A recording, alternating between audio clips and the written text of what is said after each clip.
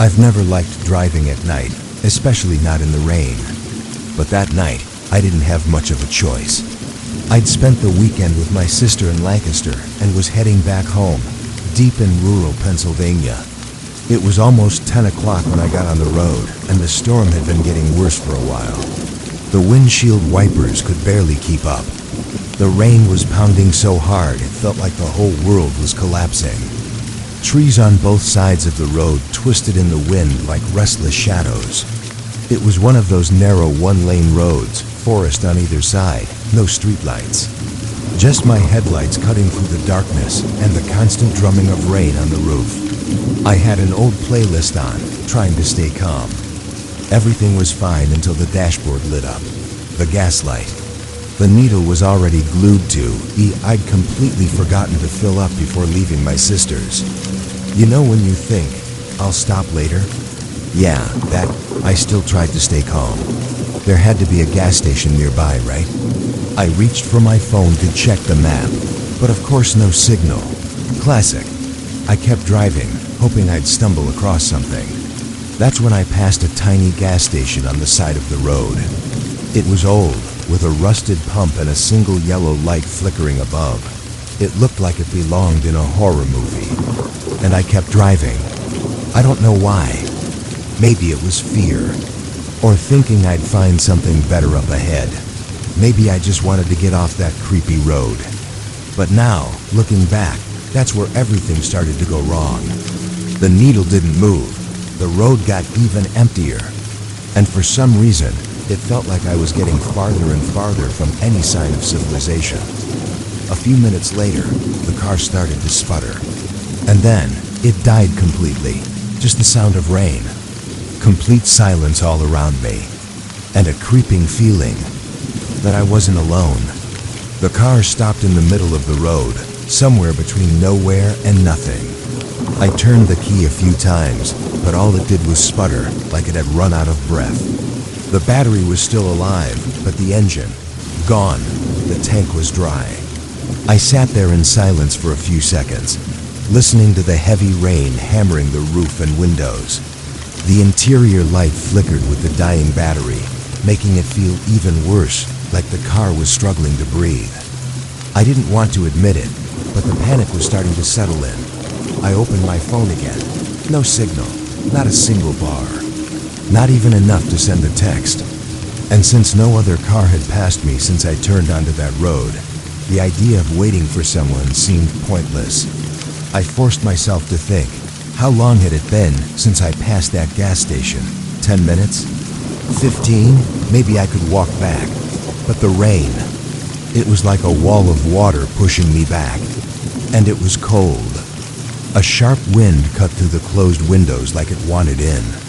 I looked in the rearview mirror, then out the passenger window. Nothing. No lights, no headlights, not a soul. That's when I saw the faint sign behind me. Blurred by distance and rain, it was the same station. I could barely make out a soft yellow flicker moving through the trees, like someone was waving a flashlight on and off. It looked closely, but not close enough to get there and back without getting completely soaked. But staying in the car wasn't an option either. No shelter, no help. The temperature was dropping. I was shaking, more from nerves than from the cold. I grabbed the coat from the back seat, tied my hair up, and took a deep breath. As I opened the door, the smell of wet earth and old gasoline hit me all at once. It was a strange scent, almost metallic. I shut the door gently and started walking toward what felt like my only chance at help. The road beneath my feet was slick. The branches of the trees swayed in almost perfect unison, like they were watching me walk. And the light. That yellow light didn't seem to be at the station anymore. It looked like it was moving slowly, deeper into the woods. Like it wanted me to follow, and I did without knowing why. The rain wouldn't let up, and the sound of it falling on the leaves was so loud it felt like it was swallowing me whole. I walked slowly, shoulders hunched, trying to shield my face from the freezing drops that hit like needles. Every step made a sticky sound, mud and wet leaves clinging to the soles of my boots. The road had disappeared behind me. And the only thing guiding me now was the faint memory of where the station had been, or where I thought it had been. Minutes dragged on. Everything was darkness and motion. Branches swayed even when the wind stilled. There were sharp cracks coming from deep within the woods, dry snaps, like someone stepping on twigs just a few feet behind me, but never visible. I tried to tell myself it was just the sound of the forest, but something in that darkness felt alert, like the entire place was breathing with me. And that kept me on edge. That's when I saw the house. It appeared suddenly between the trees, like it had been waiting for me the whole time. It was an old structure made of weather-darkened wood. Small windows and a crooked porch gave the impression it could collapse at any moment. A faint light flickered behind one of the curtains, and for a second, the instinct to run toward it was stronger than the fear. I climbed the creaking steps, heart racing. The wet wood groaned under my weight. When I knocked on the door, everything around me went quieter, like even the rain had paused to listen to what would happen next. The door opened. Someone was there, tall, thin, standing in the dark. The glow of a lantern flickered behind him. His face was partly hidden in shadow, but the presence was undeniable. He said nothing, just made a slow gesture with his hand, like he'd been expecting me for a long time. I stepped inside because there was no other choice. The feeling of being inside that house hit instantly. A strange weight settled on me, like the air was thicker. Everything was old. The kind of old that doesn't just come from time, but from something being left behind. The furniture was heavy, simple, covered in a thin layer of damp dust. The walls were lined with black and white portraits of people I'd never seen, but who seemed to watch me as I moved. I sat on a wooden chair near a cold, unused fireplace. The lantern's light cast shadows that danced across the walls like they were alive. My eyes were drawn to one picture in particular. In it, a woman stood beside a car identical to mine. The photo was old, faded, but there was no mistaking it. Same model, same color, and the woman looked familiar. What was worse was realizing the photo looked like it had been taken decades ago.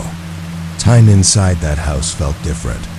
I had no idea how long I'd been there, but the cold in my bones hadn't eased, and the unease was growing. There was no sign of technology. No light switches, no phone, no TV. Everything belonged to a time that should have long since passed. As the silence wrapped around me, I realized something was moving upstairs. Slow, dragging footsteps. The sound shifted from the ceiling to the hallway, then to the basement. And then the lantern flickered once and went out. The darkness that took over the room when the lantern went out was instant, not gradual, like someone had thrown a black sheet over everything. I was still sitting, but my body froze from the inside out. The sound of the rain outside continued, muffled by the house's thick walls, but inside, there was only silence. A heavy, sharp silence, the kind that feels like it's watching you. I stayed still for a while, trying to hear anything beyond the pounding of my own heart. That's when I heard the footsteps again, no longer upstairs or from the basement. They sounded like they were coming from inside the walls, like something or someone was crawling through the bones of the house. I stood up slowly, feeling my way through the dark until I reached what seemed to be a table. I knocked something over, maybe a vase, which shattered on the floor. The sound cracked through the silence like a gunshot. And then, nothing, as if the house had swallowed the noise whole. My hands found another lantern on a side table. I lit it with trembling fingers, and the weak flicker of light returned, revealing the room around me. It looked older now than when I entered. The walls were damp with mold. The paint on the picture frames was peeling. And the photographs all looked worn, almost unrecognizable. But the portrait of the woman and the car was still there untouched. I tried to make sense of what was happening. My sense of time was slipping. It didn't feel like I'd only been there for a few minutes. My body ached like I'd been sitting in that chair for hours, maybe days. And the strangest part, My clothes were dirty, as if I'd been crawling on the floor. I decided to walk toward the kitchen, guided by the flickering light. The furniture was covered in sheets. Old dishes still sat on the table, like a dinner had been interrupted decades ago. A teacup held a dried liquid inside, dark as blood. A wall clock was frozen at the same time, even though my phone still in my pocket. Still without signal said something different. That's when I noticed a hallway, narrow, dark, leading to the back of the house.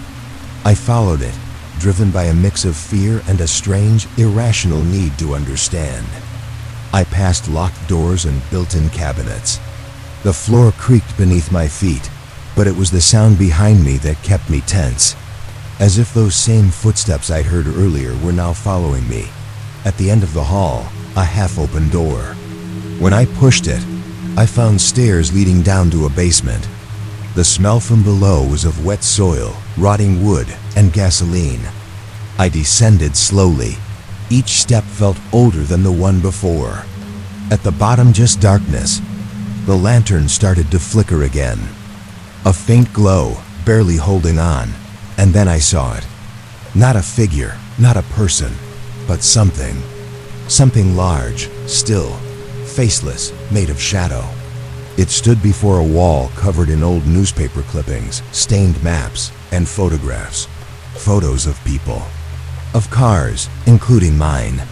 And there, among the papers, was a photo of me, clear, taken from behind, wearing the exact clothes I had on that night. My body locked up. I wanted to run, but couldn't. My feet felt glued to the floor. And that thing moved. That's when the lantern went out for good, and the darkness swallowed me whole. The darkness in the basement wasn't just the absence of light. It was a presence. Thick, alive, suffocating. It felt like I was submerged in something viscous, something pressing against my chest and my skull at the same time. I couldn't see a thing, but I could feel it. I wasn't alone down there. The air was colder than any part of the house. Each breath felt like swallowing frozen metal. My hands shook as they searched the floor around me, trying to find the fallen lantern. At some point, my fingers touched something that felt like skin, but it was dry, icy, still. I yanked my hand back instinctively, jumping to my feet and tripping over myself. I slammed into something that felt like a shelf or a wall. Something fell, rolled across the floor with a hollow sound. And then a creak. Not mine, something above me. On the floor above. Heavy, uneven footsteps. Like someone or something was moving around, searching for me. I had to get out, any way I could. I scrambled up the steps on my knees, slipping, feeling the damp wood bend beneath my feet. The basement door was slightly open, but pushing it took more effort than it should have. It felt like something was holding it back, something invisible, almost animal. When I finally got out of the basement, the house felt different. The air was heavier, the furniture rearranged. It was like I had been shifted into another version of that place, a more decayed version, more faded, more dead. I ran through the living room, stumbling toward the front door. It was unlocked but wouldn't open. Not with shoves, not with force.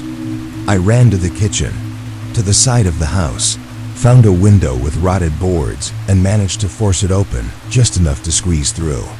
I scraped myself on nails, on splinters, but I didn't feel pain. The adrenaline swallowed everything. Outside, the forest looked darker. Closer, I ran without direction, slipping in the mud, grabbing at tree trunks and roots, until I saw something through the brush. A barn. It looked like it had been abandoned for decades.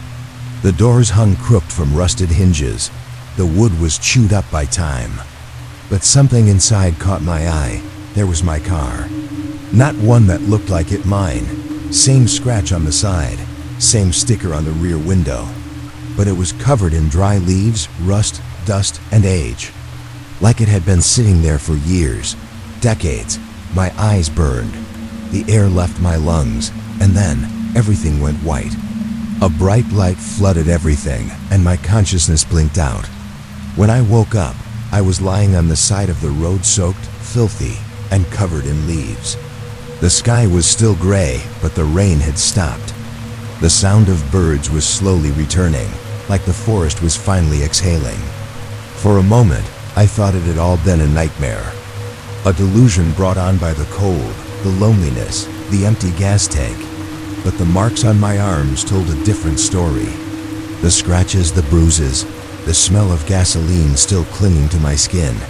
My body was living proof that something had happened. Something real. I stayed there, motionless, until I heard the rumble of an engine approaching. An old delivery truck pulled up beside me. A man jumped out and rushed over. He wrapped me in a blanket and drove me to the nearest town. At the hospital, they said I was dehydrated, disoriented, but not seriously injured. When I told them what I remembered, no one laughed. They just exchanged quiet glances. No officer found the house or the barn. They said there was nothing on that stretch of road but dense forest. Not even the gas station seemed to exist. I went back days later, alone, trying to make sense of it all. But all I found was a quiet clearing, covered in dry leaves. No sign of a house, a barn, or my car. It was like everything had been ripped out of reality. But I remember the house, the painting, the photo. That thing in the basement.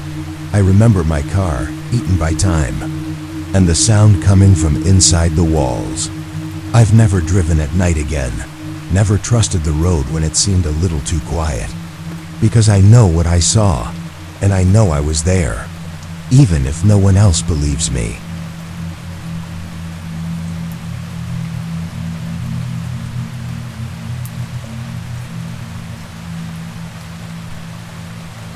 The trip to the cabin started like any other dumb weekend idea. It was Tyler's birthday, and he wanted to get out of the city with his closest friends. Unplug from the routine, reconnect with nature, he said, in that fake influencer voice he used when he was trying too hard.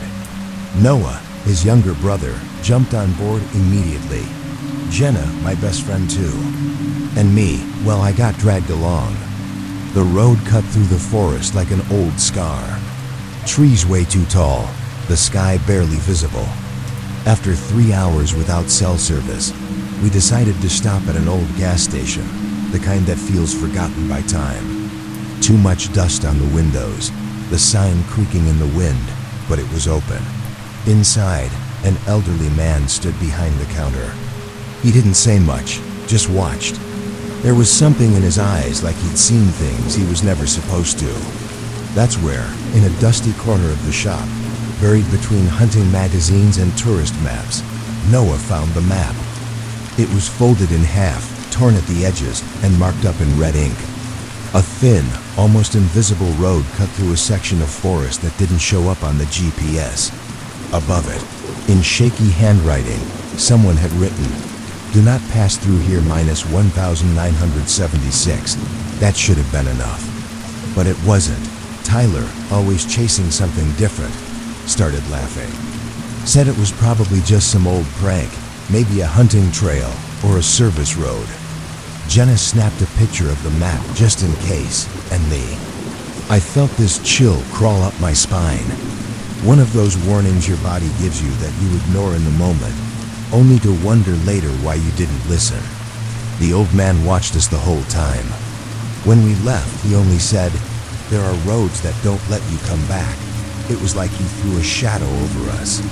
But no one paid attention. 10 minutes later, we were back on the road. And 20 minutes after that, we found the entrance. It was right there, exactly where the map said it would be. But it shouldn't have been. Surrounded by a rusted fence, covered in dead brush and a time-worn fallen sign. It was like the world was trying to hide it and doing a terrible job. And still we stopped the car, and still we got out. Because curiosity, when it finds the wrong place, turns into a curse. I should have turned back the second I saw that rusted sign. You didn't need clear words to get the message. The rotted wood, the gate hanging crooked, the overgrown branches trying to hide the path, everything was screaming at us to leave. But no one listens to warnings when adrenaline feels stronger than instinct. The gate let out a loud creak when we opened it. That sound stayed in my head like a moan or a warning. And the worst part? The road was there, waiting. Like it had been alone for too long, hoping someone would finally come back. Right from the start, the air felt different. I know it sounds dramatic, but that part of the forest, it felt tighter.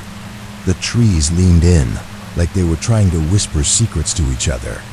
Daylight faded way too fast. Even though my watch still said early afternoon, we continued on foot.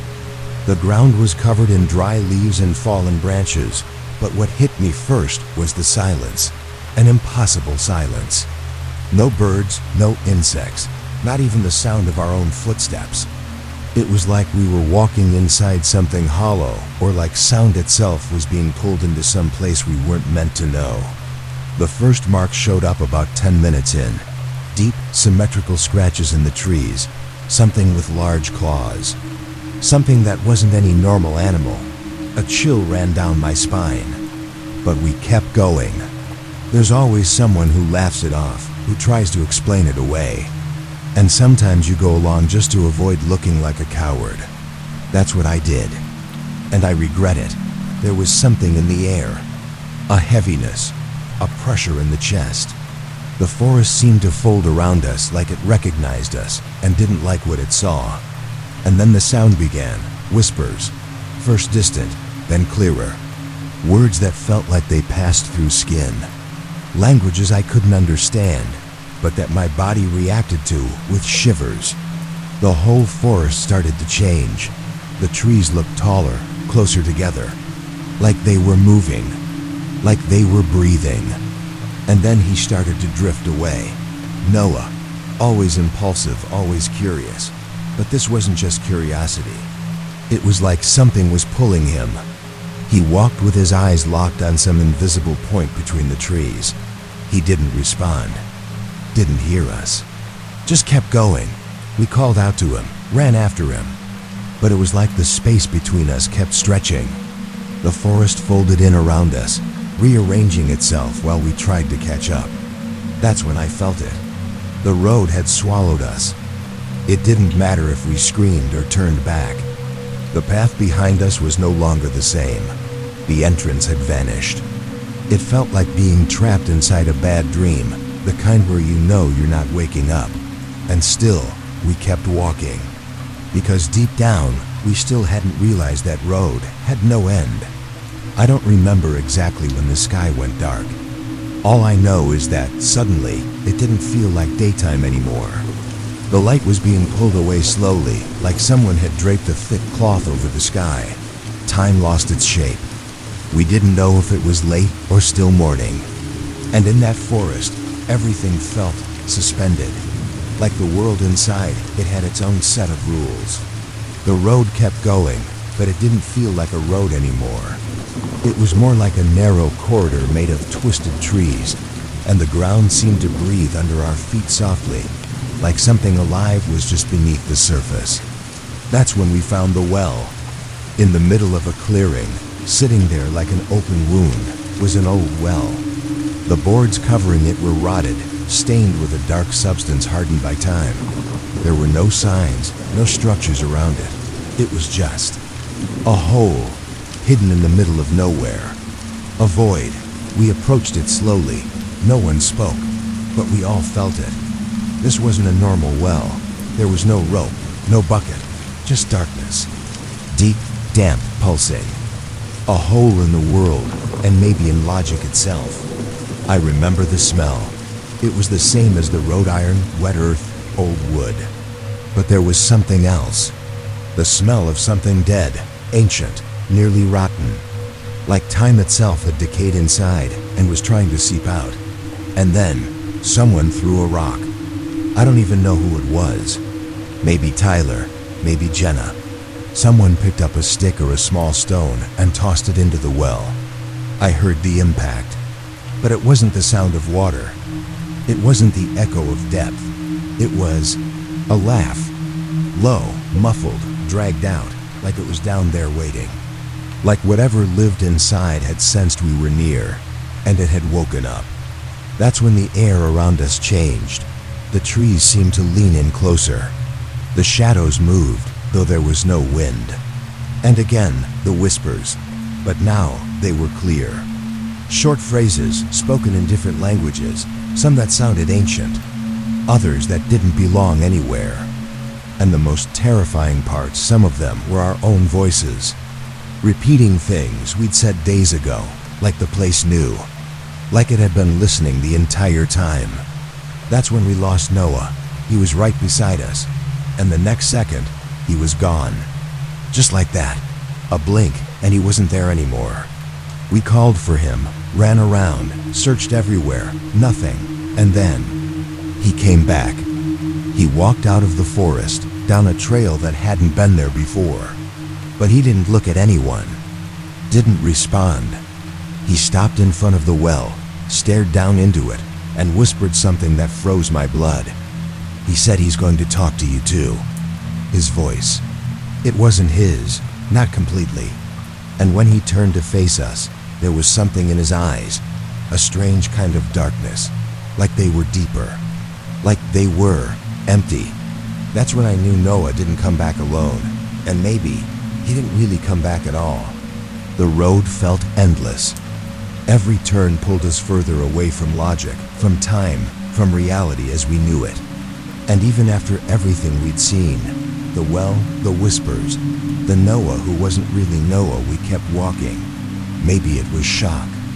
Maybe some kind of trance the place cast on us. I don't know. But at some point, we just stopped arguing, stopped thinking. We just kept moving, like something inside us needed to see how far this would go. And that's how we reached Corvus Hill. At the top of a hill covered in fog and moss, we found a dead village, wooden houses warped by time, burned structures, shattered windows, doors left wide open. It looked like it had been forgotten for decades, but at the same time, it felt alive, like it had been waiting for us.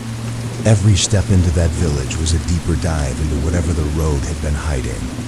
Symbols were carved into the walls, shapes that made no sense. Circles within circles, winged inverted crosses, spiraling marks. And on everything, the image of a crow. Painted, etched, scratched into the wood with fingernails.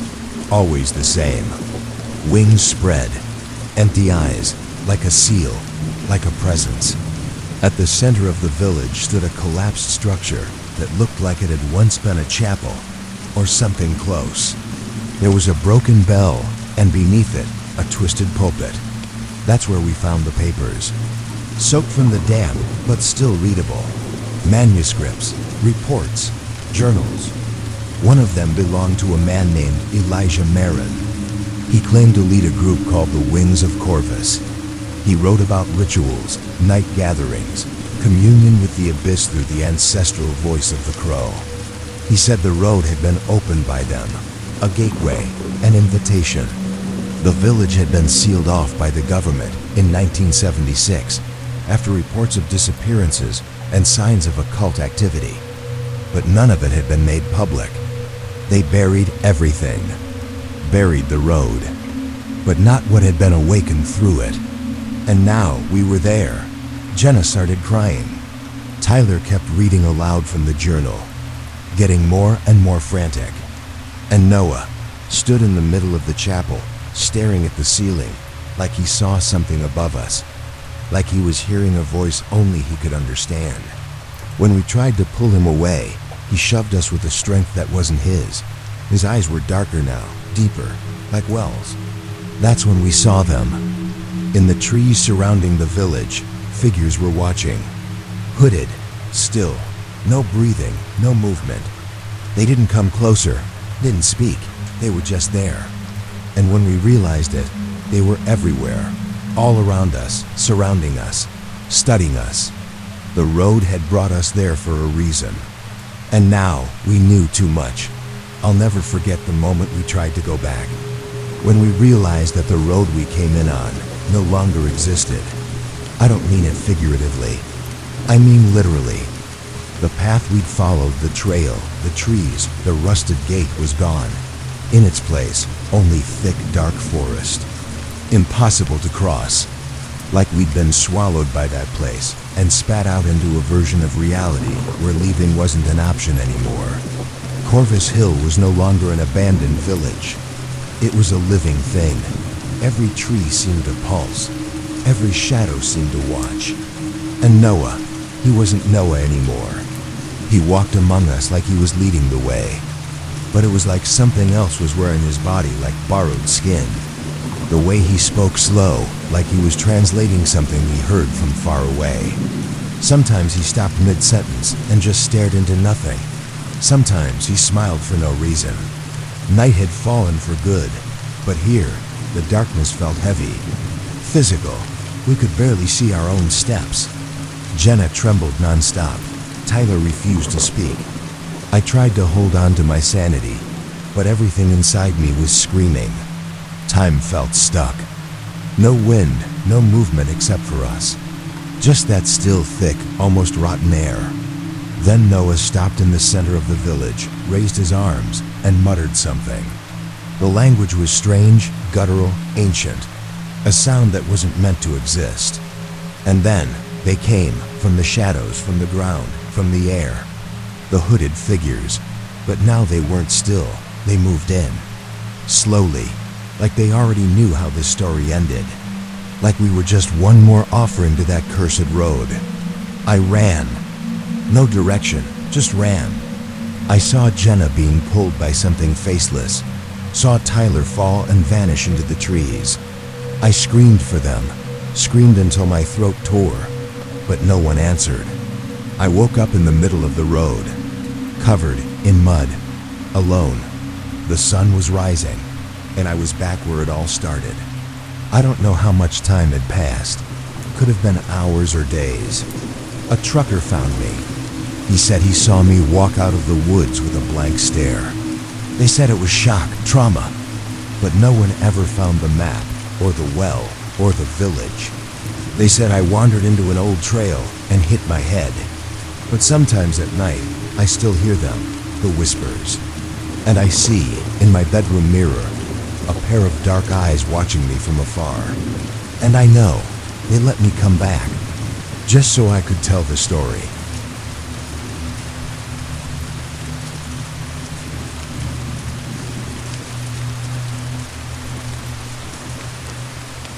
I remember the rain.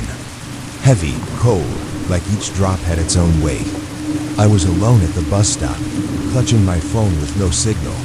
And all I could think about was how I should have taken Jenna's ride. But at the time, I just wanted a moment to myself, you know. It had been a weird day at college, this constant uneasy feeling, like someone was watching me through the library halls. But I ignored it, like always. The last bus came earlier than it was supposed to. And then, everything just stopped. No cars on the road, not a soul walking nearby. Just me, the fog, and the sound of rain hitting the metal roof. It felt darker than it should have been, like the night had fallen faster. I thought about walking back to campus, but it would have taken at least an hour, and I was freezing, soaked to the bone. The road was lined with trees, barely any lights around. The kind of place my mom used to beg me to stay away from, but I couldn't just stand there. That's when I saw the headlights. They appeared out of nowhere. A black car, old, gliding silently along the wet road. It slowed down as it got closer. My body froze. I had that feeling, you know, the one, that chill down your spine that comes right before something bad happens. But even so, I stayed. The car stopped right in front of me. The window rolled down slowly. I don't know why, maybe the cold, maybe the fear of being alone out there, but I stepped closer. The man looked normal. Not exactly friendly, but harmless. There was something in his eyes that made me feel like he already knew I was going to get in. And I did. The smell of the car stuck with me. That wet leather mixed with something else, something metallic, maybe rust, maybe old blood. I held my breath without even realizing it. The door shut beside me with a dry click. In that moment, I didn't know it yet, but my night was just beginning. Inside the car, everything felt calm in a way that was almost too much. Almost cozy if I hadn't been so tense. The dashboard lights cast an amber glow on his face. The windshield wipers moved in a hypnotic rhythm, like they were trying to distract me from what really mattered. I was locked in there with a stranger, in the middle of an empty road. At first, I tried to keep my mind busy. I counted the trees passing by, watched the raindrops on the glass, but then he started talking. And that's when things began to get strange. He didn't ask my name, didn't ask where I lived. He talked about the weather, about how the rain made everything quieter, more pure, like it washed the world's sins away. I gave a polite smile. That thing we do when we don't want to seem rude, but also don't want to keep the conversation going. Then he said, "You look tired. Rough week at college, huh?" That sent chills down my spine. I hadn't said anything about college. I was carrying a plain backpack, no tags. Not even my t-shirt had the university's name on it. He spoke like he already knew. I tried to play it off, change the subject, asked some random question about where he lived. He didn't answer, just smiled and said, "It's funny how we trust strangers when we're afraid of silence." After that, the car went completely quiet. No music, no GPS, just the sound of the tires rolling through the water on the road. That's when I realized the route didn't make sense. The road was wrong. I knew the way back. This was a different road, longer, surrounded by thick forest. I grabbed my phone, no signal, 1% battery. Before I could do anything, it died, he noticed. I saw it in his eyes through the rearview mirror. They were locked on me, and the mirror was angled more toward me than toward the road. Like he wanted to watch my face, like he was waiting for a reaction. That feeling came back, the same chill in my spine, but now it was sharper. I wasn't scared of the road anymore. I was scared of him, so I chose to stay quiet, pretend I hadn't noticed anything. I tried to make myself small in the seat, watching every move he made, every turn in the road. My heart was pounding so loud I could barely hear the rain. And deep inside, I was sure of one thing. Something was terribly wrong. And I still had no idea what I was about to face next. I remember the exact moment when my fear turned into full-blown panic. The car had turned onto an even narrower road. Tall grass was creeping onto the pavement. No signs, no lights, just the headlights cutting through the darkness. And that silence, it wasn't suspicion anymore. It was certainty. I was in danger. The tension was so intense my body started to tingle. My hands were sweating, even with the cold. That's when I decided to try something. Anything. You have to understand when you feel like it might be the last night of your life. You do things you didn't know you were capable of. I waited until he looked straight ahead. The road forced him to slow down, so I took the chance and pretended to rummage through my bag. But my eyes were on the glove box. I don't know why I thought of it. Intuition? Instinct? Raw fear? I just know I opened it slowly, without making a sound. What was inside wasn't what I expected. There was no car manual, no flashlight or basic paperwork. Just a small stack of papers, a security badge with a different name, Daniel H. Myers, and a driver's license of a woman, Catherine L. Pierce. And the photo, it was her. But her eyes had been scribbled out with a pen, like he wanted her to disappear. My stomach flipped. I grabbed a paper that looked like a toll receipt. The date was from 3 days ago. The location? Nevada. Nearly 1,000 kilometers from where we were. That made no sense. Or rather, it made everything even more senseless. I shut the glove box the second he turned his eyes back to the road. I felt his gaze on my face. I turned slowly, trying to stay neutral. And he smiled, not a friendly smile. A smile that said, "I know what you saw." In that moment, I stopped breathing. I looked at the door handle. Tried to hide it, pulled it gently, locked. Of course it was. The car sped up. "Almost there," he murmured. I hadn't asked anything, but he answered anyway. Panic surged through me. I thought about screaming, but scream for who? In the middle of that forest? He could easily make me vanish, and no one would ever know. I was about to throw myself against the door, force it open, smash the window if I had to. But then he hit the brakes, hard. The car slid to a stop in front of an old gas station. Abandoned, crooked sign, no lights, no cars. Just the rain getting heavier, like the sky could feel what I was feeling. He turned off the engine, said nothing, just stared straight ahead. I felt my throat tighten. And before he could say a word, I made the only decision that felt left to me. I pretended I was going to throw up. I leaned over, shoved the door open, stumbled out and ran. I ran like my life depended on it, because deep down, I knew it did. The ground was slippery, covered in mud, gravel, and soaked leaves. Every step was a fight, against the cold, against the fear, against the certainty that he was right behind me. I didn't look back. I didn't want to see, but I could hear him. His footsteps weren't rushed. They were steady, calm, like he knew that in the end, it didn't matter how fast I ran. Like this had happened before, to other people, to other names scratched out on driver's licenses.